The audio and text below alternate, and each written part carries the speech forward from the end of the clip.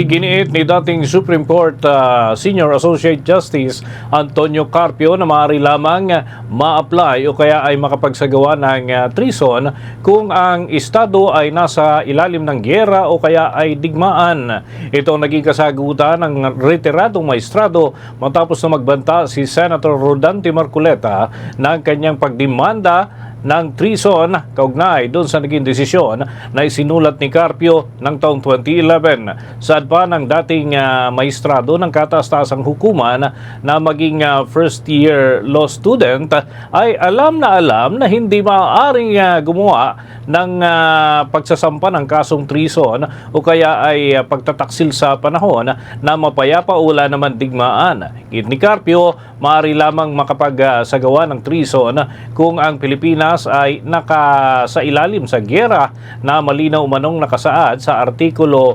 114 ng ating Revised Penal Code. Sa kaso ng Magallona versus Ermita, ipinaliwanag ni Carpio na nais ng kampo ni Magallona na maisama bilang teritoryo ng Pilipinas ang lahat ng isla, lahat ng katubigang nakapaloob sa 1898 Treaty of Paris doon sa saklaw ho nito. Subalit ayon nga kay Carpio, malinaw na nalalabag sa United Nations Convention on the Law of the Sea at iba pang mga international law kapag pinagsama yung territorial waters ng Pilipinas at lagpaso sa 12 nautical miles. Git pa ni Carpio na kung pinagtibay ng gobyerno ang argumento ng Magallona et al.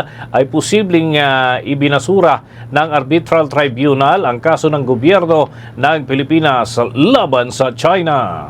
For the most trusted source of news and information, visit our website at www.bomboradio.com. Follow us on Bombo Radio mobile app, Facebook, YouTube, TikTok, and X, formerly Twitter.